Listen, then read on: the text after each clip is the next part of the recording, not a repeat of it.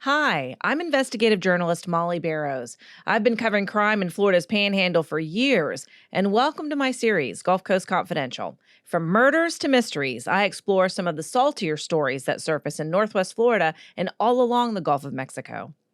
This next story is especially heartbreaking, and I want to warn you there are graphic details involving child murder and assault. There's something about crimes involving children that moves people to tears and to action. Perhaps it's because as adults we recognize how naive and defenseless they are. Whether manipulated or manhandled, the same qualities of openness and innocence that endear little ones to families and friends also can make them easy prey for a variety of abusers, from domestic violence to sexual predators. Even if kids realize they're in danger, they are often physically too small to escape or defend themselves. When 12-year-old Naomi Jones suspiciously disappeared from her Pensacola apartment complex, people turned out in droves to find the missing fifth grader, eager to bring her safely home. The discovery of her lifeless body, though, left many feeling as helpless as a child. Because no matter how old you are, when faced with evil, we can all feel powerless.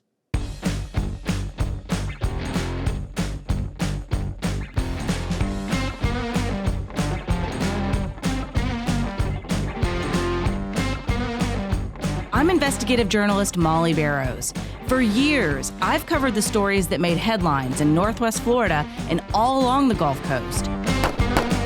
Murders, missing persons, and mysteries of all kinds. These cases are far from over for many victims because the full story has yet to surface. Join me for Gulf Coast Confidential, where I dive into the saltier side of the South and expose the lies, greed, and corruption that often weighs down the truth. It's time to turn the tide and get a shot at justice. The last time Shantara Hurry saw her daughter was May 31st, 2017, when the busy mother left for work.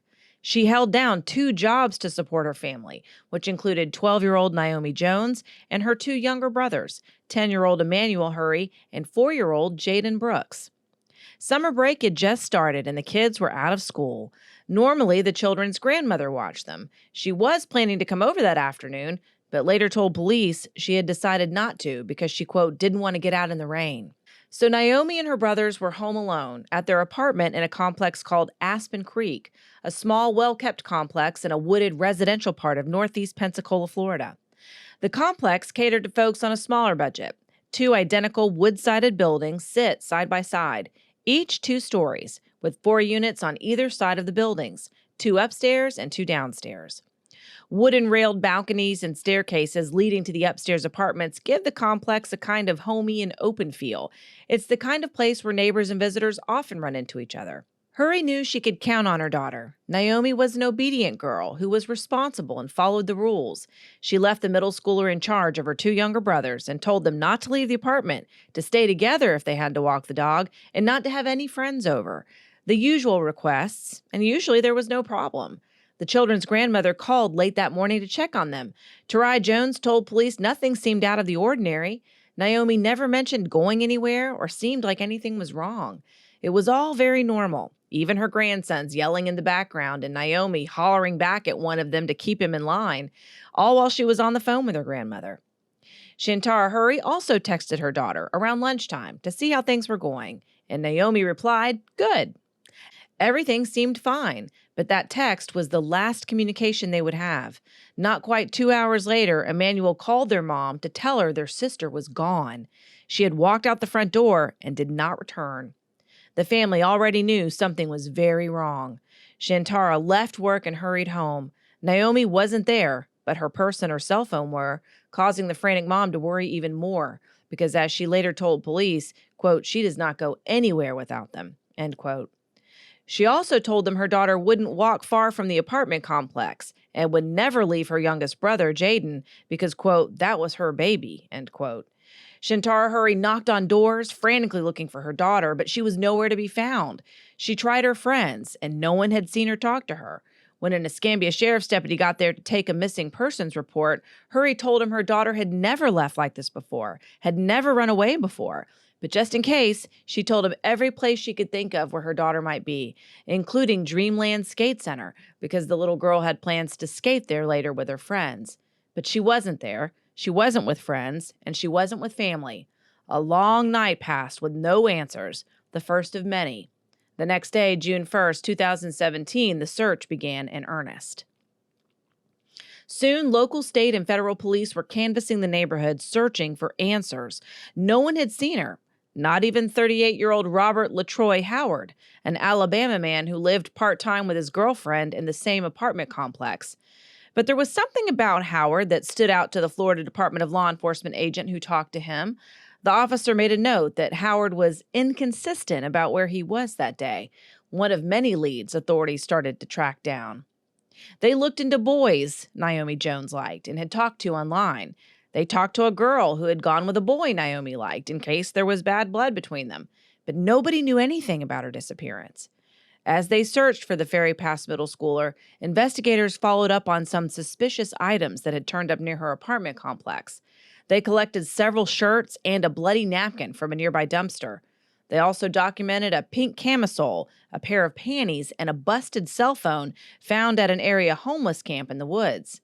Only none of these items matched the clothes Naomi Jones was last wearing. She was last seen in a red camisole tank top, a pair of American flag denim shorts, a white choker necklace, and orange and gray Nike slides. Police talked to numerous witnesses, collected DNA from a number of them, but still there was no sign, no clue to where the missing 12-year-old had gone. As word spread, the community galvanized support for massive searches of the area, with hundreds of friends, parents, classmates, and other volunteers all taking part. The effort was so big, the sheriff's office set up a command center at nearby Olive Baptist Church to help coordinate. It was from there, 5 days after Naomi Jones disappeared, that the sheriff announced the search was over. 2 men looking for a place to fish found the little girl's body in 8 Mile Creek, a creek bed about 4 or 5 miles from Naomi's home.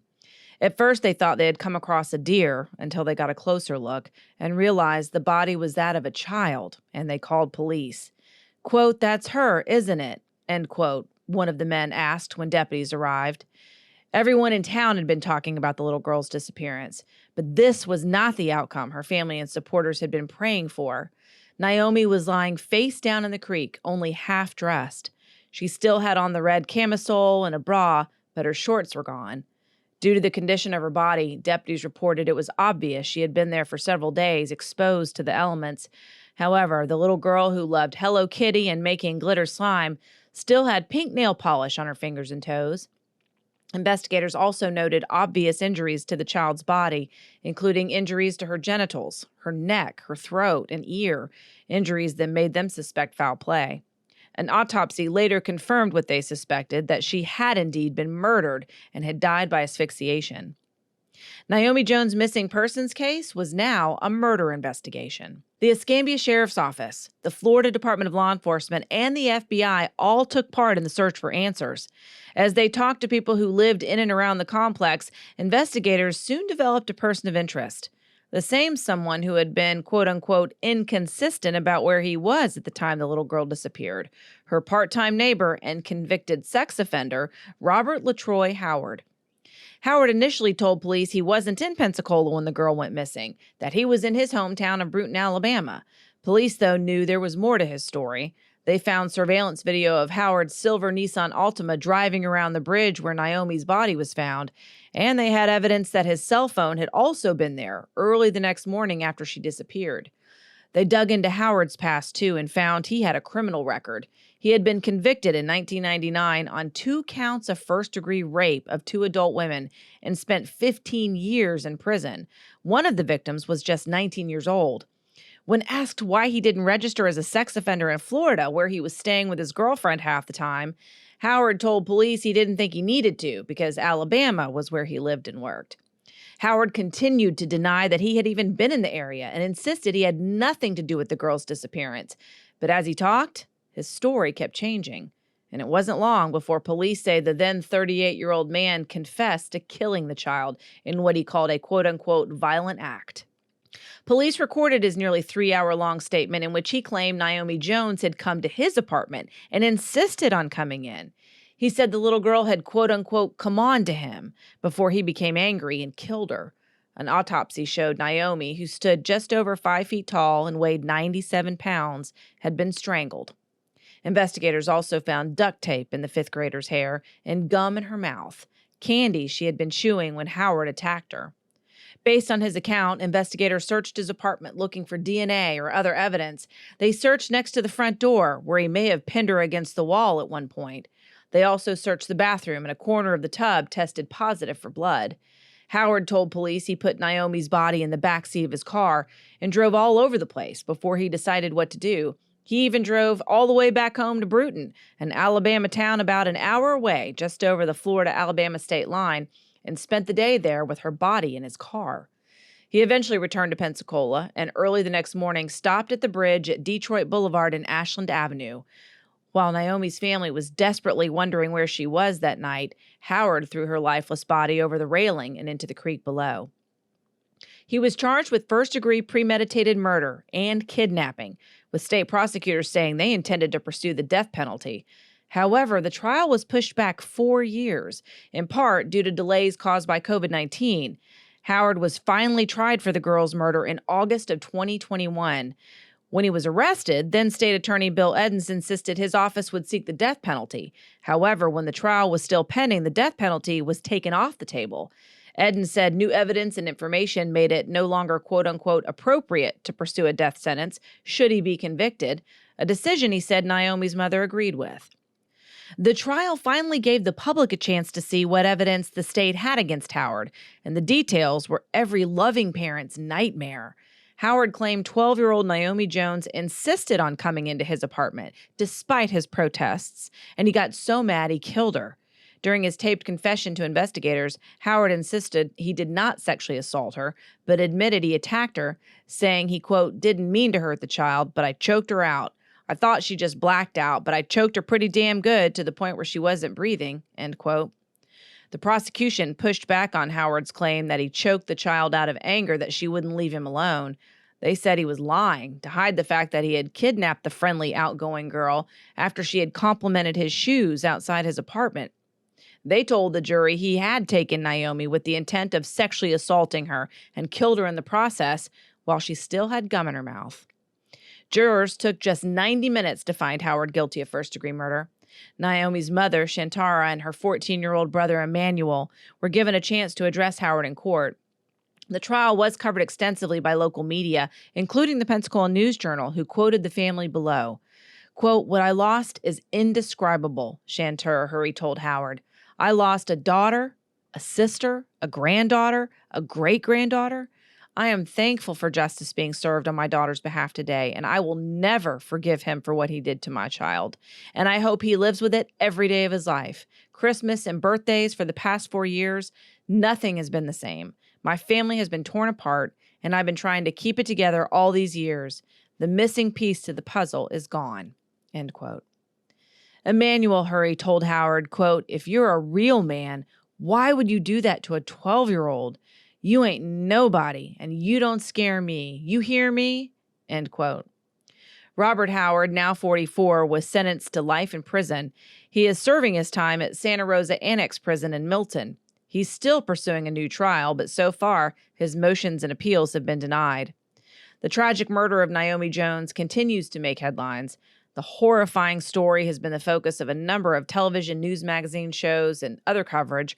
Her mother has also been featured for her efforts to celebrate her daughter's life and focus on her caring and generous spirit instead of how she died.